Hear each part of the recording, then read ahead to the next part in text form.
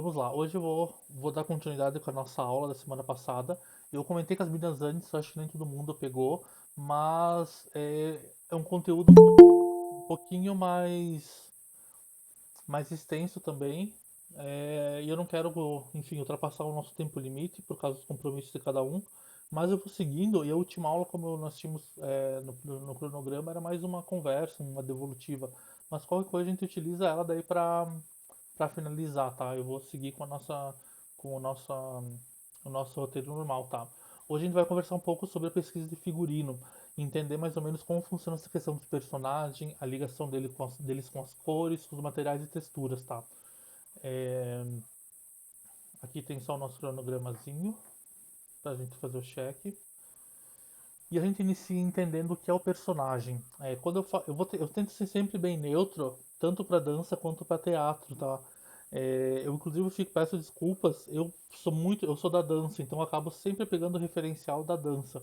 Mas essa parte do personagem eu sei que às vezes é muito mais presente pro teatro, tá?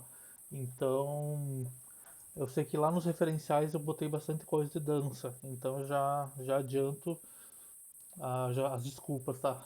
Mas pra gente entender um pouco, o personagem. O figurino tem como funções básicas contribuir para a elaboração do personagem pelo autor ou bailarino, bem como contextualizar o enredo e contribuir para a plasticidade do espetáculo. O figurino em relação ao personagem ajuda a diferenciá-los ou torná-los diante do espectador, além de ajudar na formação da identidade, criar estereótipos ou determinar o gênero da narrativa, comédia, drama, terror, ficção, etc. Lembra que na aula anterior a gente tinha conversado sobre os tempos, sobre todas aquelas questões que a gente tinha, que eu tinha elencado para vocês, que era onde se distribuía o contexto do espetáculo ou da peça, ou da coreografia, se era noite, se era dia, em que temperatura isso acontecia. Tudo isso é um suporte, um apêndice para a gente utilizar na parte de criação do figurino, tá?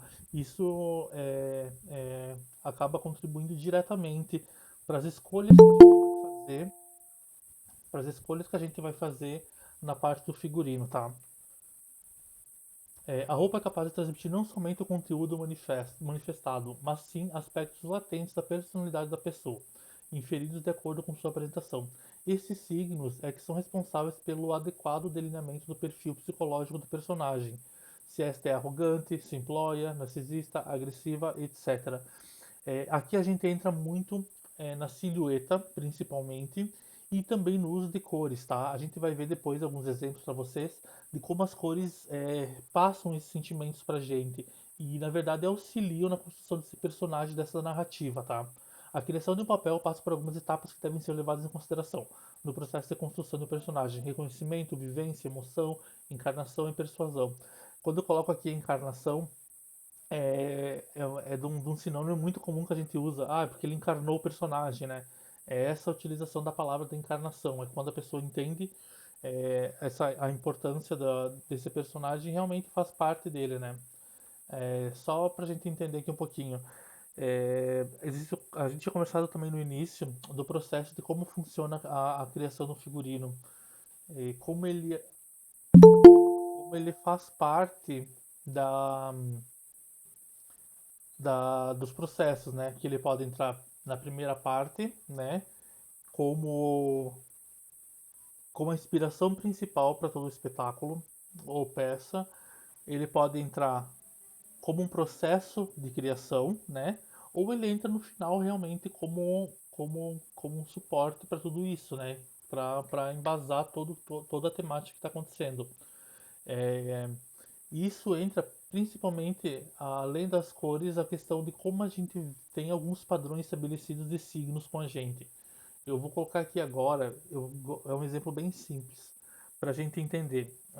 Quando tem uma coreografia de dança, por exemplo, a gente tem os tempos limites, né? E eu sei que de teatro também a gente tem peças bem curtas e a gente precisa fazer entender para o espectador do que eu estou falando, qual é aquele personagem. Às vezes o tempo que eu tenho em cena, em palco, não é o suficiente para a gente ter um entendimento mais profundo de todas essas camadas que esse personagem faz, que esse personagem tem. Isso faz muito mais do ator, dele conseguir entender isso, absorver, mas às vezes eu tenho pouco tempo para deixar muito claro o que está acontecendo em cena. E aí vem os signos, que são, que lembra quando a gente conversou lá da Alice no País das Maravilhas, que são aquelas elementos essenciais que nosso cérebro faz a conexão com o tema que está sendo proposto. Aqui eu tenho o primeiro exemplo que eu tenho aqui, que é uma rainha, né? Eu tenho aqui vestimentas que fazem alusão a uma rainha. Primeira coisa que eu tenho, uma silhueta muito característica, né? Dessa rainha que quando os olhos batem eu vejo, tem a coroa, que é um símbolo importantíssimo, tá?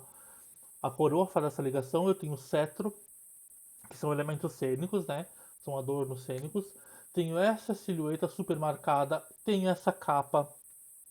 Todos esses elementos, quando a gente precisa entrar em cena e ter um rápido entendimento do personagem, é muito legal a gente utilizar esses signos. E isso a gente vai ligar na próxima aula, tá? Que é quando a gente vai fazer a parte criativa, que é de pesquisa, para entender o que eu posso utilizar para fazer esses personagens. E aqui eu já vou começar entrando com vocês um pouco no tecido e em cores, tá? Vamos lá. Eu poderia fazer uma rainha, você bem de algodão cru, que é um tecido super simples, poderia fazer, mas ela não vai ficar identificável. O que eu preciso passar para esse meu público de primeira vez, de primeira vista, é ele entender o que aquele personagem significa. Aqui eu tenho um tecido nobre, eu tenho veludo, eu tenho essa parte aqui de, de pele, dá pra ver no barrado da foto do meio. Então tudo isso, é, quando o espectador bate o olho, para ele fica muito mais fácil fazer essa conexão da personagem com o que eu quero, com o que eu quero representar em cena. O dourado, o douramento, os adereços que eu tinha falado, a gente tem os bordados, a renda, os brocados, tem todos esses elementos visuais que fazem a conexão do personagem com o espectador, né? Outro exemplo agora, só para a gente entender como é importante essa diferenciação em cena. Aqui eu tenho uma rainha, né? Só que é uma rainha que, se eu tirar a cabecinha dela, se a gente não souber quem ela não vai se identificar à primeira vista como uma rainha. A não ser que eu tenha muito tempo em cena, que eu tenha um conhecimento muito grande do personagem, isso é principalmente no teatro, né? Onde eu vou desenvolver falas e cenas, onde fique conectado a essa imagem dessa pessoa que eu tenho aqui na minha frente com uma rainha, né? É mais ou menos isso, então. Às vezes eu não tenho todo esse tempo para para desenvolver e eu preciso ser ágil, as coisas precisam acontecer e os elementos signos, que são todos que a gente conversou antes, são a parte chave para a gente conseguir chegar ao nosso objetivo. Outro exemplo aqui. Aqui eu tenho moradores de rua, tenho mendigos, tá? A gente tem essa roupa, enfim, já usada, suja, rasgada, a gente tem todas as extremidades. Isso já serve como referencial. Tudo que eu vou falando, o pessoal pega como referencial, assim, para uso para vocês, né? Eu tenho todas as pontas, as superfícies que são de toque, né, e de utilização, que são as extremidades, braços, as pontas das calças, mais sujas, né, mais desgastadas por causa do uso, a parte dos joelhos a gente consegue ver, a estética e principalmente a tabela de cores. Olha como isso fica bem definido pra gente. Eu bato o olho, não tenho dúvida.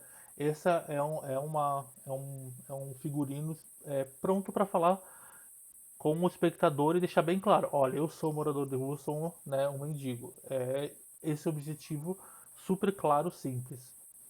Só que como eu conversei com vocês, com você o exemplo antes da rainha, a gente tem esse outro exemplo aqui, que são moradores de rua também. E como é que eu faço a associação? Eu posso botar ele em cena, ele pode fazer parte, mas eu preciso ter em mente que isso vai ficar muito mais complexo para o meu espectador entender à primeira vista o que eu quero transmitir. É de cada um, eu acho que cada proposta é cada proposta, mas é bom estar ciente disso. E quando a gente não utiliza desses símbolos, esses signos que são tão característicos, a gente acaba perdendo um pouco de tempo, na verdade, e desenrolar em cena para fazer as pessoas compreenderem o nosso objetivo, né? Vamos voltar um pouco agora, só para a gente fazer um, um levantamento aqui do que tem acontecido. Aqui é o seriado Netflix, o Bridgerton, e eu quero chamar a atenção para vocês para essa rainha, que é extremamente maravilhosa. Aqui a gente consegue ver umas características. Lembra que a gente comentou da vez passada que a gente tinha os estilos de criação, que era o realista, para-realista. Isso aqui é para-realista, tá? Ele não tem uma conexão 100% com a realidade, principalmente por causa do uso de alguns elementos, tá? Que são esses signos. Na primeira imagem aqui de cima, a gente consegue olhar é, um cabelo que é extremamente caracterizado pelo uso masculino na época, né? Então aqui a gente tem. Aqui é Mozart e a gente vê o cabelo igual dos dois.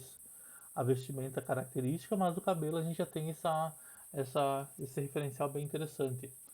Aqui embaixo, nessa figura em azul, a gente consegue ver aqui no cabelo que são pequenos dreads. Deixa eu aproximar para vocês. Aqui, ó. São pequenos dreads.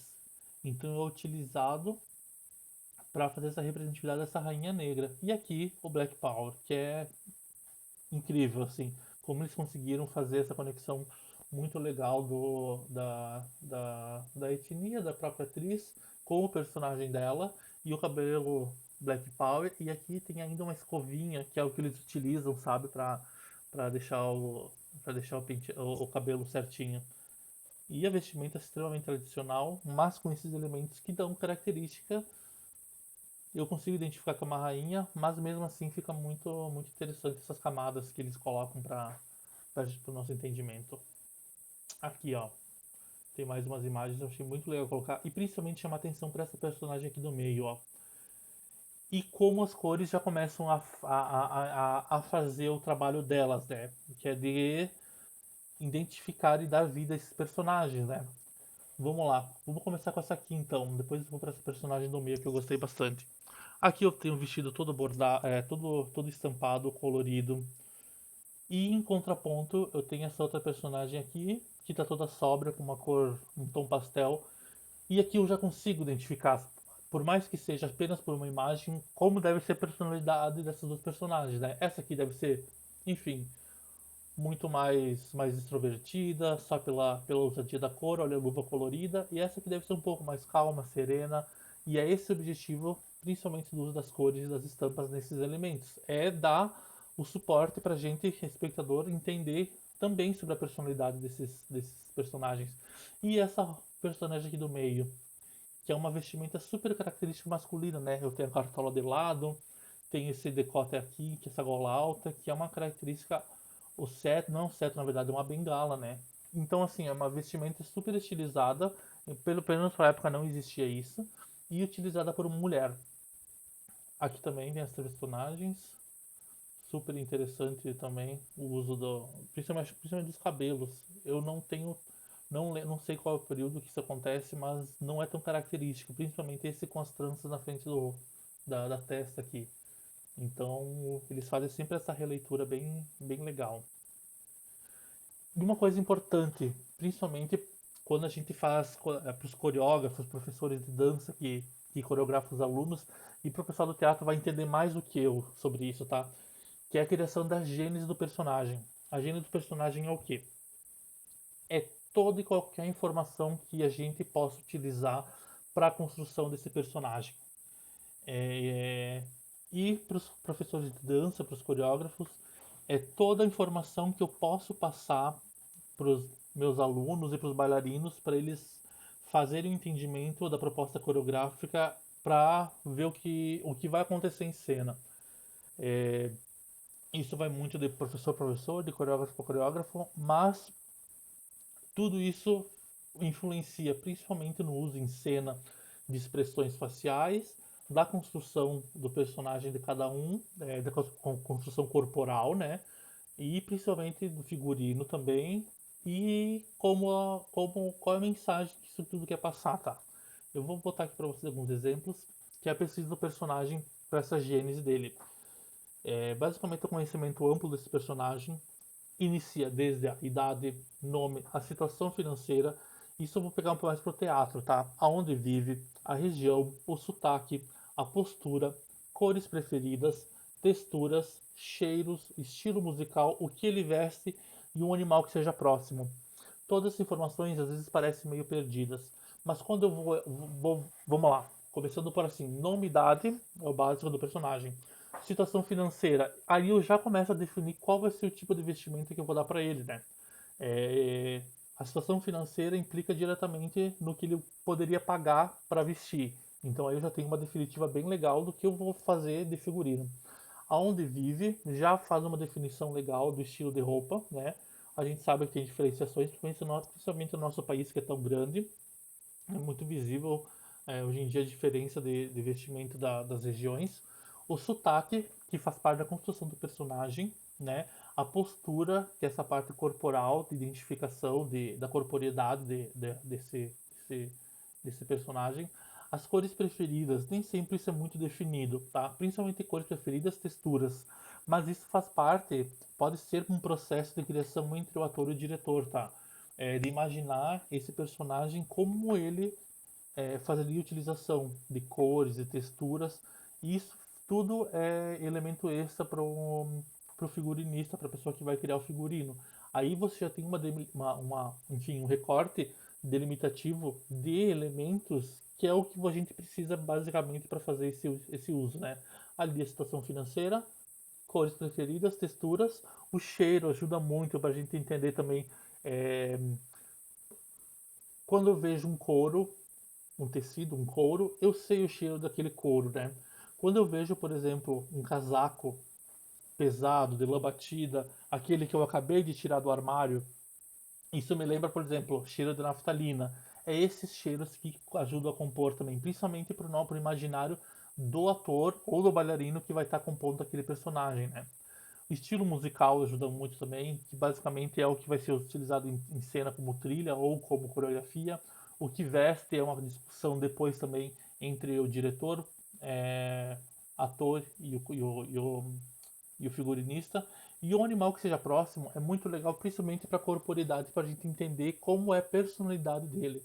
Por exemplo, eu tenho enfim, um personagem que eu tenho aqui depois, eu vou mostrar para vocês, que é o Lampião.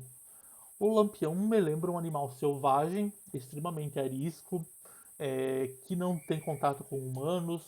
Vou chutar uma onça, por exemplo, né? Que é um animal que faz a ligação com esse personagem, que é com o Lampião. Então aí eu já tenho uma delimitação bem legal de estilo, de corporeidade, tá? Aí a gente vai com esses elementos em cima que eu acabei de citar para vocês, eles fazem parte do corpo, voz e a maneira de vestir.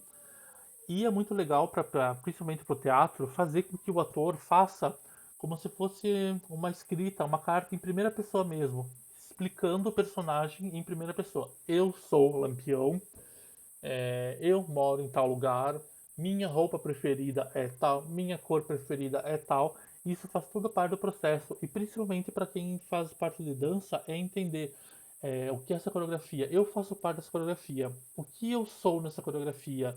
Ou se essa coreografia tem enfim, um gênero mais neutro, o que eu quero transmitir? Qual é o objetivo? Isso tudo escrever e a pessoa ter isso com ela faz parte para enfim, para a construção do personagem. Deixa eu só olhar aqui que alguém me não chamou aqui. Acho que não. Vamos lá, eu vou dar um exemplo para vocês bem legal aqui.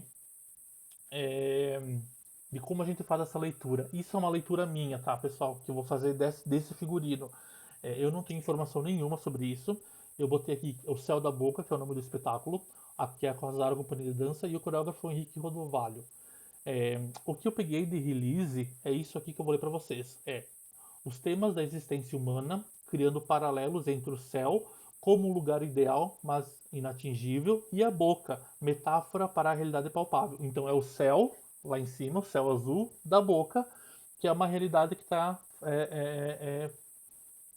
perto de nós, né? Eu já comecei pegando aqui umas imagens e fazendo aqui na lateral uma cartela de cores para a gente verificar, tá? O que eu vejo com esse figurino, Rafael? E eu quero que vocês comecem a fazer esse exercício às vezes quando vocês veem algum figurino, tá? Que é de imaginar o que está acontecendo em cena e o que o figurino transmite para mim. Aqui eu consigo ver uma vestimenta extremamente tradicional, né? Eu tenho aqui uma calça normal, xadrez, dá pra ver que tem uma textura. Aqui na bailarina da frente tem um paletó, um terno, dá pra ver a lapela, o corte, o tecido parece um tweed leve, uma calça normal, camisa normal, todos os elementos extremamente comuns e uma tabela de cor que é uma tabela urbana, vamos dizer assim, né? É uma tabela que eu vejo pessoas que trabalham, enfim, usando essa cartela de cores. Próximo, esse mesmo elemento continua a mesma cartela de cores e esses mesmos elementos visuais, o paletó, a camisa, a calça, todos esses elementos super tradicionais que lembra aquela questão da realidade palpável, é esse dia a dia que eu vejo. Aqui, quando eu faço uma análise desse espetáculo, aqui eu já começo a entrar uns tons azuis. Lembra do céu que a gente falou que era o inatingível? Aqui eu já começo a entrar, a gente começa a ver o uso desses tons azuis, tons mais claros que lembram céu, que lembram nuvem, por mais caricata que seja, é a primeira referencial que a gente tem é esse. E normalmente, novamente, olha, por exemplo, deixa eu aproximar aqui para vocês. A gente tem nesse vestido aqui o uso desse fechamento em botão e uma golinha de gola polo, que é extremamente tradicional do nosso dia a dia, né? Uma peça masculina, feminina também, só que adaptada para um vestido. Aqui, essa peça, aqui eu não tenho uma boa visualização dela, mas ela é uma tela, uma segunda pele transparente azul, e essa parte de trás é a parte de um colete masculino. Então ele faz essa junção, né, de peças extremamente tradicionais do dia a dia com figurinho de dança em tecidos e tudo mais. Aqui, ó, outro trecho ainda mais característico marcado pelas cores e ainda o uso das peças tradicionais. A calça, a camisa com botões. E aqui eu já começo a dar umas indicativas para vocês de quando a gente tem dúvida do que vai funcionar ou não vai funcionar. Normalmente quando a gente vai fazer o espetáculo, dança, teatro, é muito difícil, eu acho que ter ele todo branco. A maioria é sempre preto, a gente tem um chão preto de linóleo, né? Mas tem chão branco também, como o exemplo que tem aqui. Na próxima aula a gente chega nessa parte, que é a parte mais de experimentos, tá? Que eu vou ensinar para vocês fazer esse joguinho de cores. Aqui eu peguei as tabelas de cores que eu tinha utilizado anteriormente, ó. Essa azul, essa aqui, essa verde, e joguei nos dois fundos que eu tenho, que eu sei que vão ser a minha realidade de trabalho, né? Que é o fundo preto e porventura um fundo branco, mais claro, que nesse exemplo eu tenho o chão. Aqui eu já vou ter claramente uma imagem de como vai funcionar todo esse meu figurino em fundo escuro e em fundo claro, e principalmente como todas as tonalidades vão se dar no decorrer do espetáculo. Eu começo com as cores lá em cima, que são as primeiras que eu detectei, indo até esses tons azuis. Isso é muito pessoal de cada um também, tá, gente? É de gosto mesmo. Mas pra mim isso é super coerente, principalmente a uso de tonalidades. Eu não organizei aqui por tom mais escuro, eles estão no meio dos outros, ó, dos mais claros. Mas a gente consegue ver um uso muito legal da cor e que funciona muito bem em ambos os fundos, tá? Agora a gente vai entrar um pouco nas cores, tá? Através das cores é possível determinar outras características do espetáculo. Por exemplo, o estado de espírito do personagem, tais como alegria, tristeza, angústia, recato, bem como definir o gênero trabalhado no espetáculo, ou seja, drama, comédia, além de estimular a interação do público. É... Um exemplo bem simples de cor, só para a gente entender como o uso de cor aliado à silhueta e a forma da vestimenta. Aqui eu tenho duas cores brancas, né? Quando eu lembro, eu vejo, cor branca lembra o quê? A primeiro pensar lembra noiva, né? Lembra pureza, enfim. Mas ao mesmo tempo, eu botei um exemplo aqui do lado para vocês, que é uma vestimenta de camisa de força, né? Uma pessoa, enfim, com transtorno mental, uma pessoa louca. E eu também tenho a utilização desse branco. O que faz a diferença disso é o signo, né? Eu tenho essa silhueta super marcada da noiva, que é a cintura, as rendas, o tecido leve, né, o voal. E eu tenho aqui a camisa de força, que é o signo máximo dessa temática, né? De manicômio, vamos dizer assim. Então, como as cores afetam a gente de uma forma, mas quando utilizadas da maneira que a gente quer, Só pra gente ter esse cuidado de, eu quero branco porque vai lembrar pureza, nem sempre. Aqui tem um exemplo bem ao contrário disso, né? Então, e aqui do lampião que eu falei pra vocês antes, né? Só pra elucidar como eu tenho toda essa estética dele e principalmente a construção do personagem. Aqui é o Marco Nanini no Alto da Compadecida e aqui é o Nelson Xavier, uma interpretação do mesmo lampião. E esse cangaceiro do Marco Nanini não é o lampião, tá? Ele tem um outro nome, eu não vou lembrar agora. Mas como a gente consegue ver as características enfim, que são das vestimentas típicas da região, né? O couro, porque eles andavam no meio enfim, do cerrado e tinha que se cuidar enfim, com a vegetação, né? E como tem essa mesma identidade visual dos personagens. Aqui, gente, não sei se todo mundo conhece, mas esse é o círculo cromático. O círculo cromático, ele faz a nossa indicação para as próximas etapas agora. Eu não sei se alguém já trabalhou, já utilizou isso, mas ele é super, super, super amigo da gente na hora de escolha de cores, tá? Ele serve como um amigo mesmo, tá? Eu vou agora mostrar para vocês as possibilidades que ele dá e mostrar exemplos de como essas cores e as possibilidades delas funcionam no palco, tá? Aqui basicamente eu vou explicar para vocês. É, Iniciamos com o círculo aqui. Esse é um pouco mais incrementado, tá? Eu tenho saturação mais clara aqui na parte exterior e na parte interna uma saturação um pouco mais fechada. Mas praticamente aqui vocês podem ver, só tá trocado, né? A ordem. Mas eu tenho esse círculo que é meu amigo. É, Aqui eu tenho na lateral, iniciando para vocês, as cores primárias, todo mundo sabe, né? Tenho vermelho, amarelo, azul. No meio dessas cores primárias eu tenho as secundárias, né? Que é o laranja, o roxo e o verde. As terciárias, né? Essas aqui. E daí aqui a gente começa a entrar na parte que mais vai nos auxiliar, que são principalmente as complementares e as análogas. Eu vou botar exemplo tudo isso para vocês daqui a pouco. Que são as complementares, já fala, é a cor que complementa, então vai ser sempre a cor oposta à que está no meu círculo, né? E as análogas, ali está escrito errado, anágulo. As análogas são as próximas, tá? Dentro do círculo cromático. Depende do que você quiser utilizar. Podem ser duas, podem ser três, podem ser quatro, pode ser meio círculo todo. Eu já vou dar exemplos para vocês. E aqui a gente tem a relação das cores, ó, aqui nas laterais, que ele parece com o círculo anterior, que é aquele que escurecia e ficava um pouco mais claro. Vamos lá, começamos com as primárias. Eu gosto muito desse exemplo. Aqui eu tenho a utilização das três cores primárias, eu botei elas aqui embaixo. E aqui eu tenho uma fotografia de uma coreografia.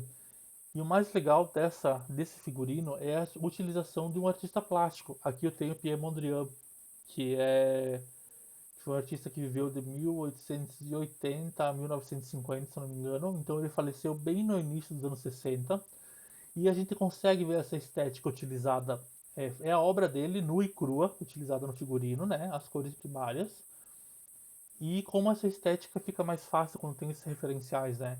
Aqui eu botei um exemplinho aqui do brinco utilizado, que é o brinco de acetato. E o cabelo aqui também, um coquinho, e pronto. É o que foi necessário para identificar. E baseado em tudo aquilo que a gente viu anteriormente, lembra das épocas, tudo que for, é só bater o olho e a gente consegue saber, né? Anos 60, 70, fica entre esses dois, assim. E utilizando as cores primárias. São cores que chamam bastante atenção, né? Quando foram utilizadas. E por mais que elas sejam distantes umas da outra, elas se complementam muito bem juntas, tá? É, isso é tudo que eu falo, a minha opinião. Tem um quê infantil, né? Dá para ser utilizado para adultos, tem exemplo depois, mas sempre leva um pouco mais para esse lado infantil e tudo mais. Aqui a gente tem as cores secundárias. Opa, aqui. Cores secundárias. Eu tenho mais cores nessa imagem, mas eu chamo a atenção para vocês para esse canto aqui, ó.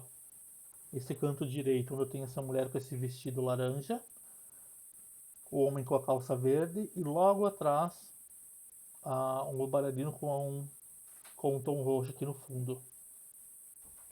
Aqui a gente tem um bom exemplo de um conjunto de cores secundárias usadas, tá? Aqui, complementares.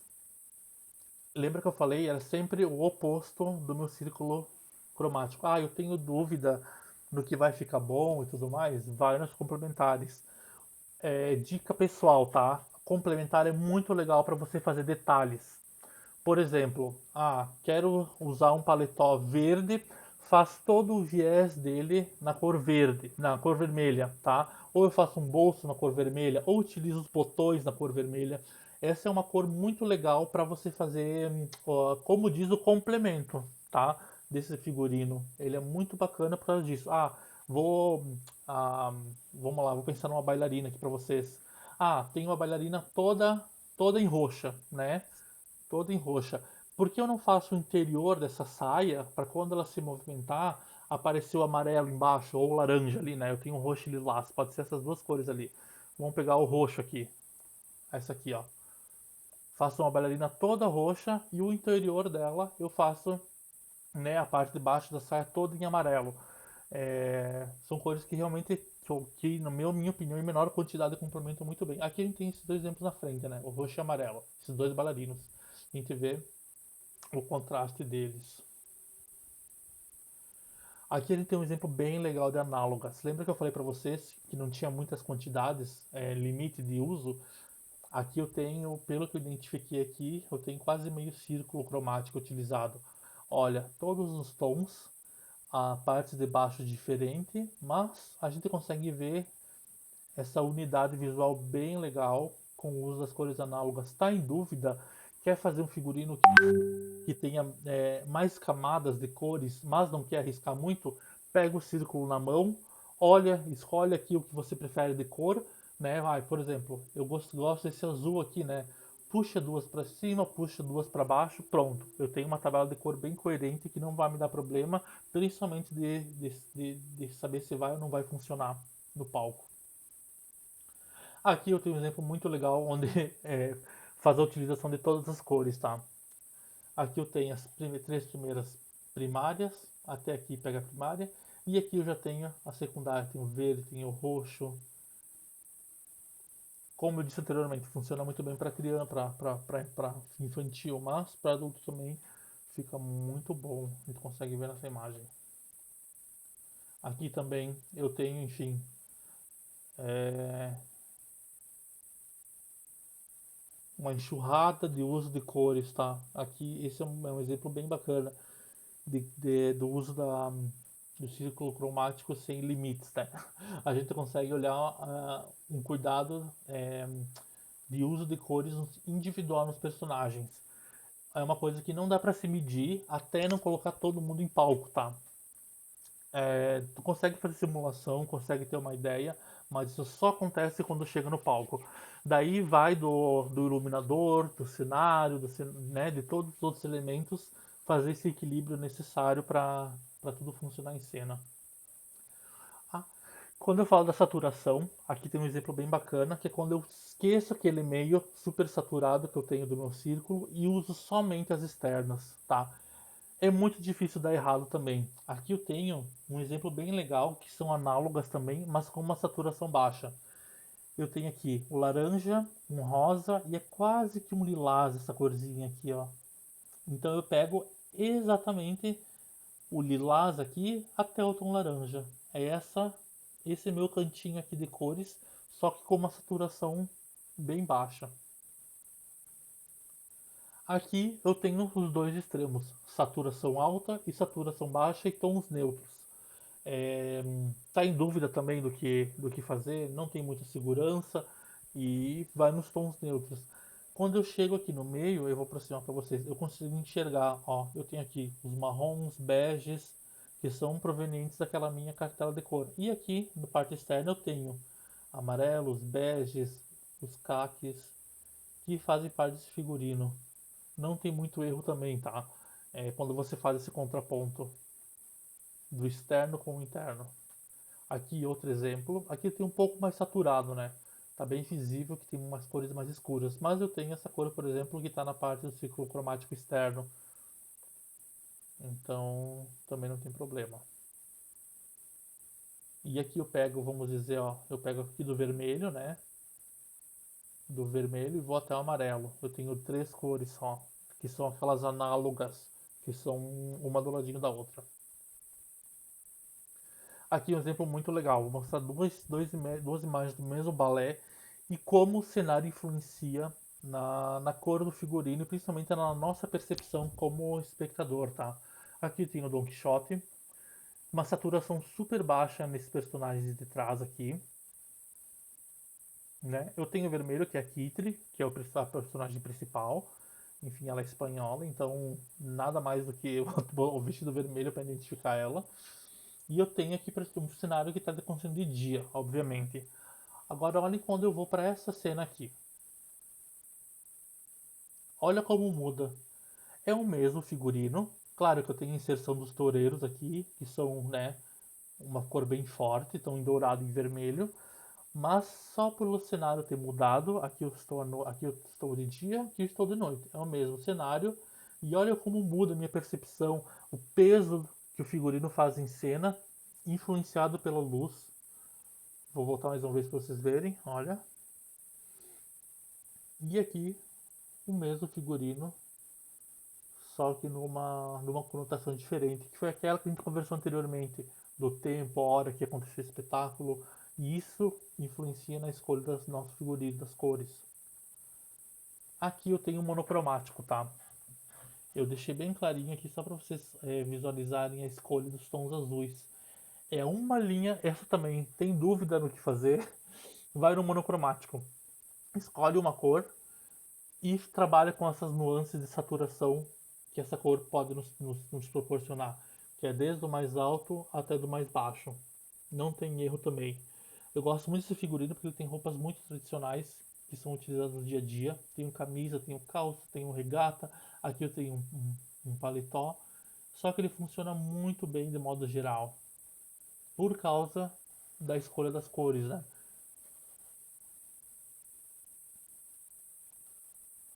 Vamos lá. Aqui eu vou dar um exemplo para vocês. É, dos figurinos monocromáticos também. A gente não conversou muito sobre o preto e branco, tá? Porque o preto e o branco, eles são cores de figurino, mas eu acho que eles funcionam muito mais como um complemento, tá? Não incluí eles lá anteriormente porque eles já são para isso. Eles são pontos neutros dentro da proposta que eu vou fazer. Vamos lá, tem um grupo de hip hop. Quero fazer, tenho dúvida o que ele fazer. Coloca uma parte neutra embaixo, coloca preto, coloca branco, coloca um marrom e puxa para a parte de cima uma daquelas cores, mas das propostas que a gente viu antes do círculo cromático. Ou eu pego, vamos lá, vou dar simplificar para vocês. Tem um grupo infantil, coloco o neutro na parte de baixo e em cima eu puxo as primárias. Eu tenho vermelho, tenho amarelo e tenho azul, né? Vou usar essa mesma premissa das cores. Tenho um grupo juvenil, né? Coloco o branco na parte de baixo, né? Na parte de baixo do figurino e em cima vou usar as complementares, né? Vou usar o laranja, o roxo e o verde, né? Eu não tenho dúvida que vai ficar ruim. Ou tem um grupo mais adulto, enfim, que é uma coreografia um pouco mais, mais madura, né? Um corpo de baile mais maduro. Vou utilizar as complementares, que é aquele exemplo que eu dei para vocês. Pega 3, 4 corzinhas, né? É, que fazem parte do círculo cromático. E isso é muito legal conversar, principalmente com os bailarinos, tá, pessoal?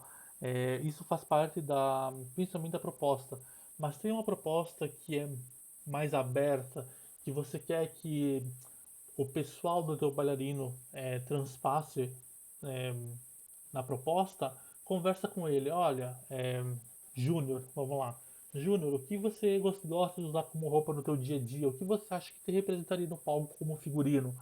Beleza, eu gosto de usar uma camiseta, mas eu gosto de usar um calção curto. Beleza, Júnior. É essas cores que eu vou estar te dando e você utiliza essas cores para fazer a montagem do teu figurino, né? Isso também é uma alternativa bem legal quando você tem essa inclusão da personalidade do bailarino, mas você tem que definir cores, né, para não ter problema no palco, né? E funciona bem legal. Ó, vão ser essas cores, essa tabelinha de cores, com as roupas que vocês tiverem em casa. Reúne todo mundo depois, dá uma analisada em como fica a coisa, mas também não tem erro, tá? Principalmente nessas decisões um pouco mais complicadas que é preciso tomar. Aqui eu tenho um exemplo de figurino com roupa escura. Fundo escuro, roupa escura e isso. Vamos conversar um pouco sobre tecidos, tá, pessoal? Aqui é bem rapidinho também. É,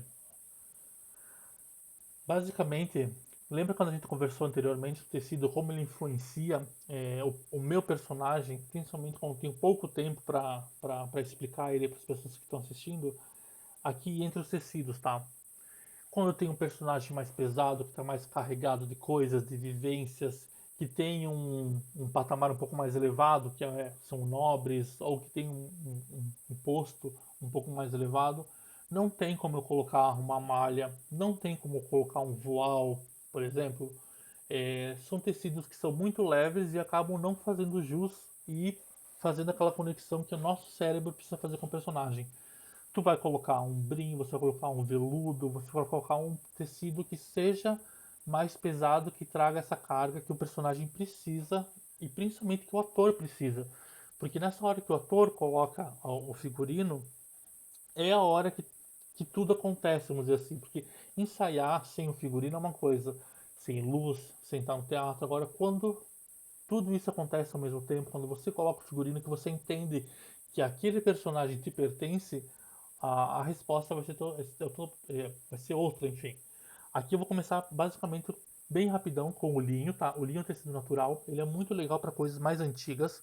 O problema do linho, ele, por ser natural, ele amassa muito fácil, mas esteticamente no palco ele é muito legal. A gente tem várias gramaturas, tem mais fino, tem mais grosso, ele pode ser usado de diversas maneiras e sempre vai passar esse visual mais rústico, tá? Justamente por causa da trama dele. Algodão. Algodão dá para usar em qualquer hora, em qualquer lugar.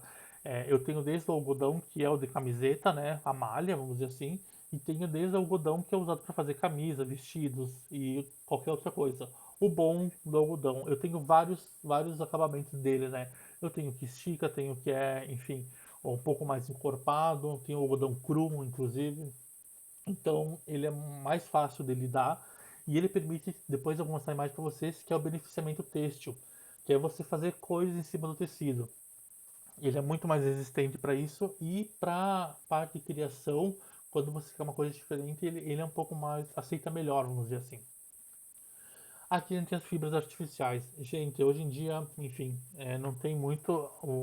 As opções que a gente tem são fibras artificiais. Aqui no primeiro eu tenho tule, um voal. Aqui eu tenho um tafetá.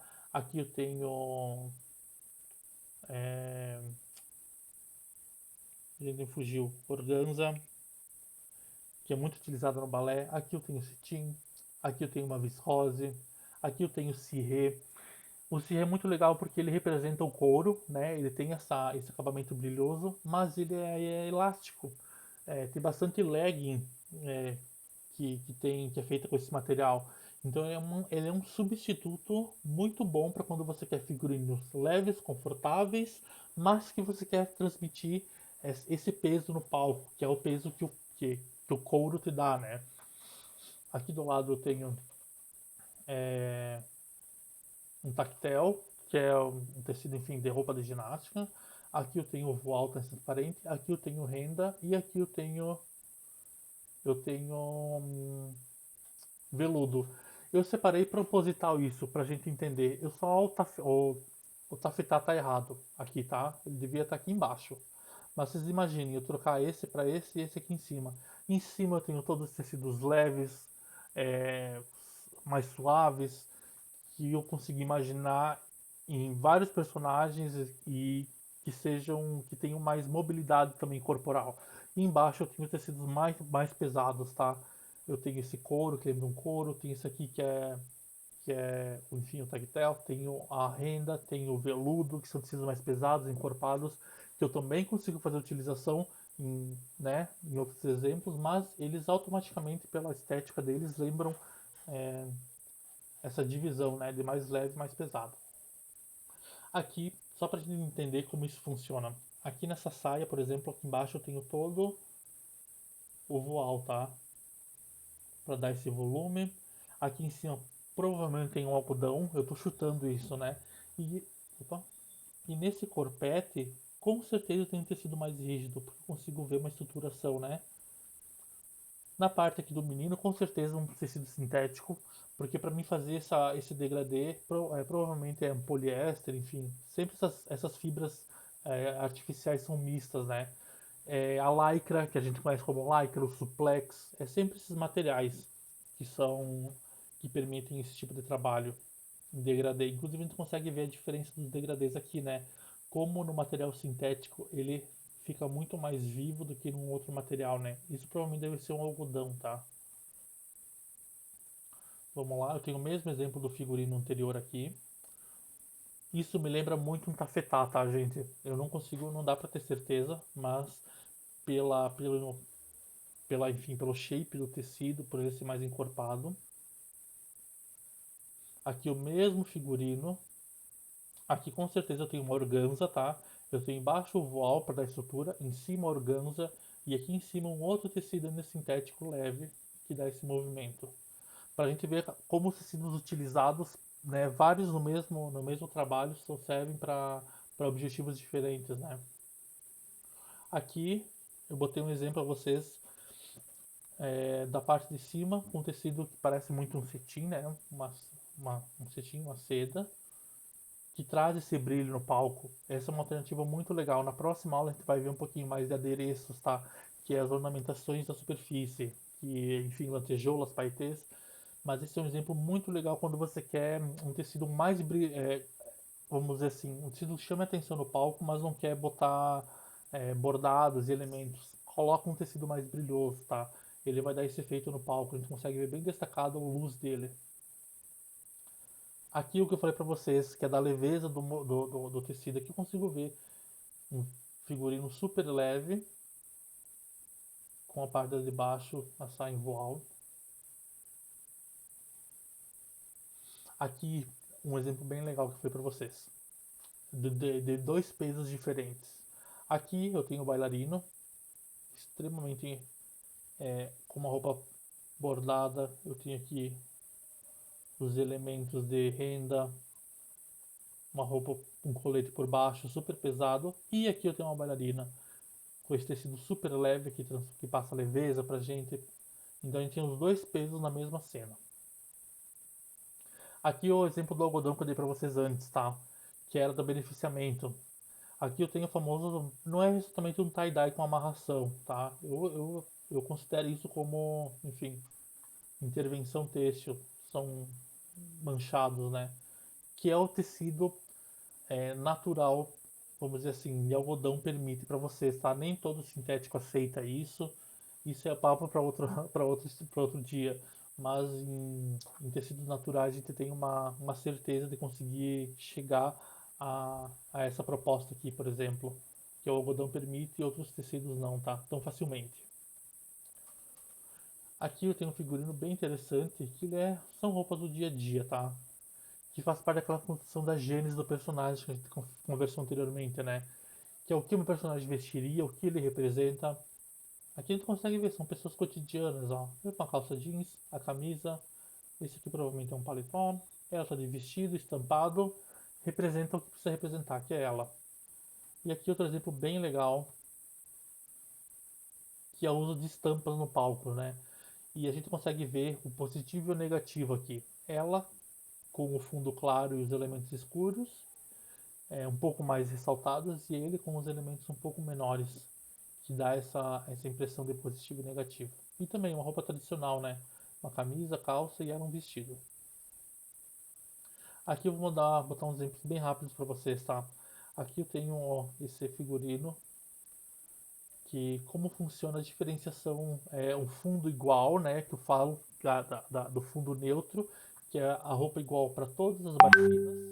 E em cima a aplicação de cores diferentes. Ó, são pequenos detalhes, cada uma de uma cor, mas que não interferem no visual, que quando a gente conversou lá em cima da unidade, né, de fazer todos parecerem o mesmo. É esse exemplo aqui, bem legal. Aqui o mesmo figurino, só que na cor branca. A mesma coisa, branco com os elementos em cor. E a saturação baixa, tá? Lembra da rodinha cromática que a gente viu lá? É lá no final da rodinha. Foi lá pro final. Pego qualquer cor que esteja naquele círculo externo. Aqui eu tenho um outro exemplo que é de dois opostos bem interessantes também, do leve e do pesado, tá? Aqui eu tenho jaquetas extremamente bordadas, dá pra ver, né? A quantidade de elemento visual que eu tenho aqui. Eu tenho pérola, eu tenho cristal, eu tenho tudo. E com uma cor neutra, com bege. Não tem intervenção de cor, mas tem essa ornamentação extrema da superfície. Que não dá errado por quê? Porque ele não se arriscou em querer colocar cor aqui, tá? Tá na dúvida, vai numa cor só, que também não tem problema. Foi o que eu falei, comentei antes com vocês, né? Aqui eu tenho um exemplo. Aqui também a gente tem um exemplo diferente, né? Que é essa saia aqui. Que, enfim, ele poderia colocar qualquer tecido, mas ele fez uma experimentação. Ele colocou, fez a saia de franja. E novamente, extremamente bordado. Na próxima tem uma imagem melhor. Aqui, ó. Aqui a gente consegue olhar o absurdo disso. Não sei como fica para usar, tá, gente? Isso é outra questão importante. A quantidade de bordado que tem, o quanto de movimentação é necessário para eles fazer, tudo isso tem que levar em consideração. Não dá para a gente avaliar isso, mas dá para imaginar que essa peça é muito pesada e com certeza em algum momento deve limitar um pouco a movimentação. Isso requer adaptação do coreógrafo, isso vale para o teatro também. Então acaba sempre travando um pouco. Eu não sei como funciona a parte, enfim, que foi de criação disso, tá? Esse aqui parece um pouco mais tranquilo, porque a pedra enfim, é colado, né? Então acaba sendo um pouco mais. Outro exemplo, vamos lá, roupa cotidiana, paletó terno, camisa branca, extremamente comum. E preto e branco, né? Que foi aquelas cores que a gente comentou antes, que acabam sendo neutras para nossa utilização em palco. E aqui eu vou dar três exemplos bem legal. A pessoal do balé da dança, eu não talvez eu fale errado, tá? Esse aqui são as joias. Eu sei, acho que é Balanchine, não sei. Balanchine, vou falar assim, tá? Coisas me corrijam. É muito legal esse figurino. Ele utiliza a esmeralda, o rubi e o cristal. Posso estar errado, mas são essas três joias. E ele faz uma diferenciação muito legal desses três elementos utilizados. Aqui eu tenho uma saia de bailarina um pouco mais comprida, a gente consegue ver a utilização dos tons. Lembra que eu falei desse monocromático? É isso aqui, tá, pessoal? Aqui eu tenho o verde mais escuro, o verde mais claro e toda a ornamentação em pedras dos mesmos tons. Tá? Arranjo na cabeça também, verde. É um exemplo maravilhoso de balé monocromático, de figurino monocromático. Aqui eu tenho o rubi, a mesma coisa. Consigo ver um pouco mais pesado. Olha como o veludo pesa em cena, tá vendo? Ele é mais fechado, ele depende de luz para aparecer a cor, isso é normal do veludo, tá? Tu vê um veludo azul escuro no palco, para ele parecer preto é um toque, mas aqui por causa da luz eles conseguem fazer parecer e a ornamentação da mesma maneira. Tem o dourado, tenho todas as pedras utilizadas e olha essa silhueta dessa bailarina, bem mais leve, por mais que o material seja pesado. Aqui a gente vai ver na próxima um pouco de silhueta, só para a gente começar a entender como isso influencia aliado ao material, né? Deixa eu voltar só no anterior. Aqui eu tenho o mesmo material com uma silhueta mais fluida. Aqui também. E aqui tem os cristais, que é uma bailarina extremamente tradicional. Monocromática, apenas com o brilho dos cristais. A gente consegue ver aqui ó, atrás como eles refletem no palco. Esse figurino é maravilhoso. Vou dar dar minha opinião para vocês. Isso aqui é o anterior que a gente viu, aquele extremamente bordado, só que pensado para o bailarino, na minha opinião, tá? Mais leve, mais compacto, com a mesma utilização de materiais, só que de uma maneira pensada para o bailarino que dança, né? E aqui os três juntos. Acho muito legal essa imagem, a gente consegue ver a diferença de silhueta dos três. A masculina é a mesma, eu tenho pesos diferentes por causa do tecido. No primeiro, o corpo em cetim do homem, né? As mangas em veludo. No terceiro, o contrário, corpo em veludo e as mangas, né, em tecido normal, e aqui ele todo no mesmo tecido, que é colocado em prioridade o brilho, né? Então esse é um exemplo bacana. 3 silhuetas de bailarinas clássicas, com materiais diferentes e o peso que cada uma causa em cena. Pessoal, por hoje é isso, tá? Acho que o minutinho que a gente atrasou para iniciar foi o minutinho que eu usei a mais aqui. Deixa eu parar aqui a apresentação. Isso.